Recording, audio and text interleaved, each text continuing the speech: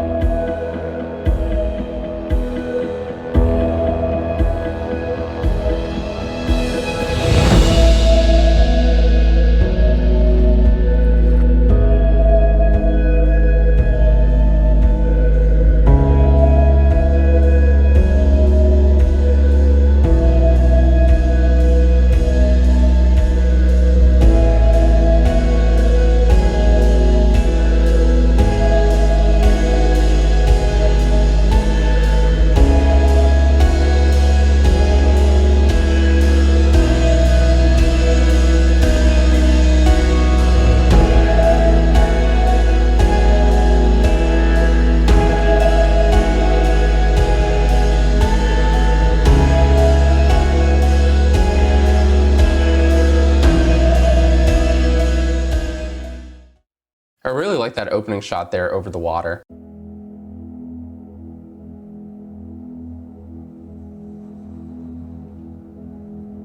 Basically just a simple crane pull like that. This next shot here is also pretty cool.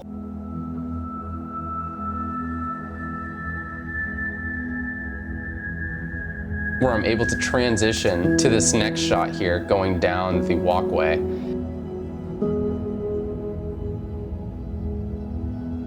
I'm walking forward, but with it at a slight angle like this. So again, we're utilizing as much of the motors to keep the camera stabilized. We're able to get a very nice shot moving forward in frame there, allowing me to have a really nicely tracked mask into the next shot here. Now, as we go into this shot going down the stairs, this is why I would suggest with any gimbal you have, you're probably still going to be better off using 120 FPS and keeping it slowed down, especially when you're moving up and down steps. A gimbal can only do so much. Basically, with a lot of gimbals, where they struggle with most is the bobbing of up and down motion. So even though this is a much larger gimbal, it's still gonna be susceptible to that unless you do a ninja walk, and you can't really do a ninja walk too well downstairs, but 120 FPS is pretty good at hiding it. You can see when it's actually going down the stairs, when it's sped up by 500% to normal speed, you're noticing more of that bobbing up and down. So like I said, 120 frames per second really in combination of using a gimbal is fantastic. I really like the up and close walking shots along my legs there, and this shot here where basically I'm holding it inverted. I'm just orbiting around my legs at the bottom there. And a shot like that was really good. And you can see even when it's sped up to 500%, it still looks pretty good. I always find orbiting around an object, like where you have a static object and you're just circling around or orbiting around it, where you're actually moving, is very difficult. Especially if you have to walk sideways, it's just a little trickier to maintain that ninja walk and to like really keep your footsteps pretty grounded. So circling around that tree again, once it goes to 500%, that's where you're noticing more of the bob. It's not as bad. I was trying to do a bit of that ninja walk, but like I said, when you're walking sideways, especially if you're walking sideways and circling around something and trying to maintain that same distance between you and that object, it's a little tricky, especially since it's outdoors here and we have a lot of leaves, rocks, and basically just unflat surface. You can see a good example of that in the next shot here at about 44 seconds in, where I'm walking along the path.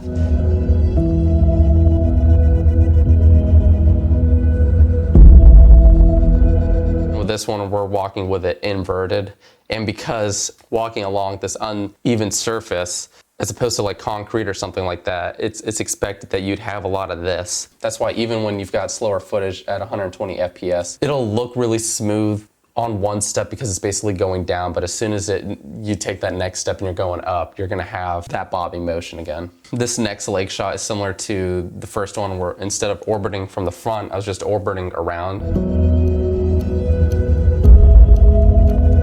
Where I'm continuing from holding it inverted, I'm just slowly bringing it up towards my face. And that microsecond at the front there, I would have normally cut that out if I really wanted to make this look as good as possible. That little micro stutter, probably one of the motors just struggling a little bit, or probably doing something like that. The rest of the pan up was pretty good. Walking up the stairs, I think looked pretty good, even sped up. Another nice thing about having a gimbal is it's basically an extension of your arm. The thing I like most about having a gimbal is panning as opposed to walking. Walking, again, the major drawback is the bobbing, like we keep saying, but when you're panning across things, you can get really nice cinematic smooth shots up or down.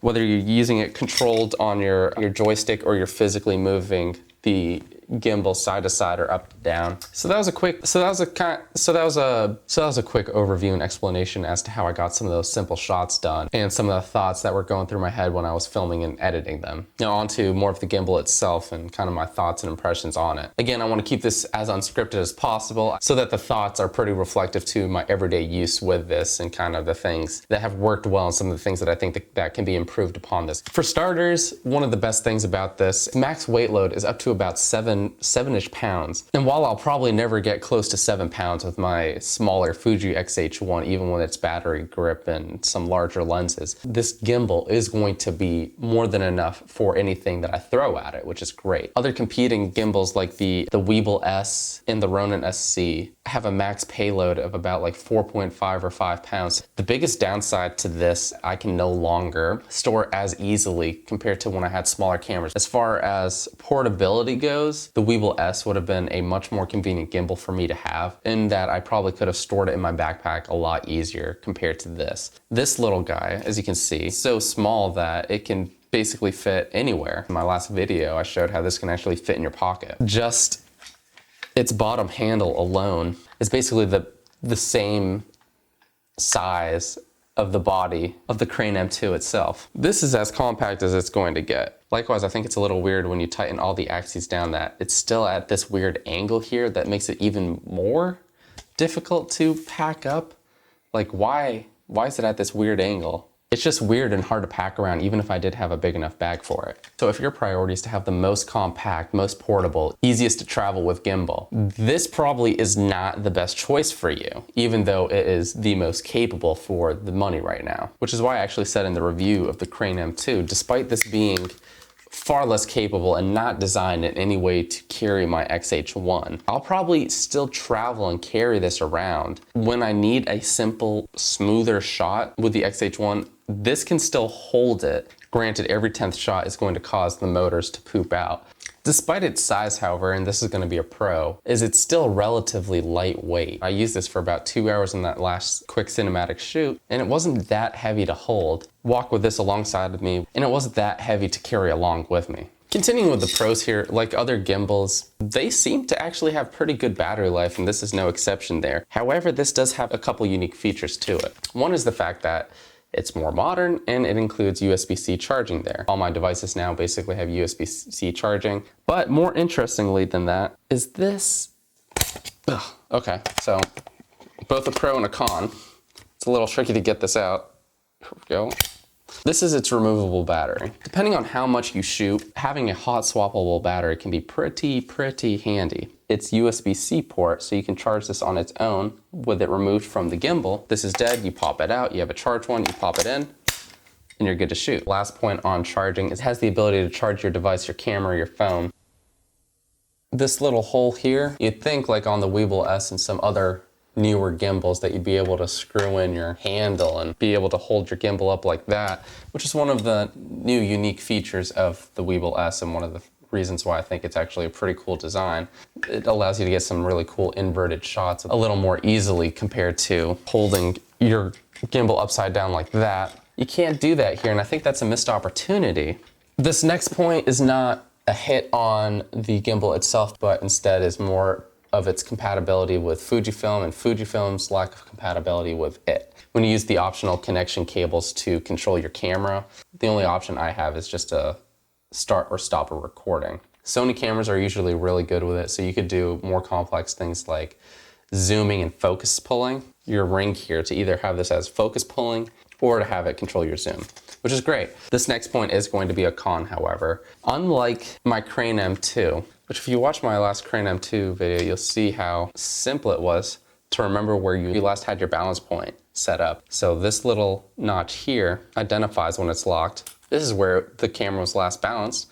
Lock, all I have to do is slide to that point there, lock that in place, and I'm good to go. The Moza doesn't have anything like that, which again, I think was a missed opportunity. You don't have any of those quick locking points, so you can just slide up to this point and nose lock there. Like every gimbal, you do still have your measurements there, which you can either mark them or remember them. I'm not gonna do either of the two. The reason being, I'm gonna use different camera and lens setups that any markings are gonna either be useless or really hard to remember for me. You're most likely gonna have to rebalance everything when you take it out of your bag or case the next time you go to use it, because there aren't any quick locking points on the gimbal itself. It just means more setup time for me. Having used other gimbal systems, understanding how to actually navigate between different settings and modes is just far more simple on other systems that I've used, like the Crane M2 specifically. It's not very intuitive in my opinion, and you can go into the manual and actually memorize some of the functionality of it, but it just doesn't feel as user-friendly as it could be. What I will say is you have a ton of customization options here that without even needing to go into your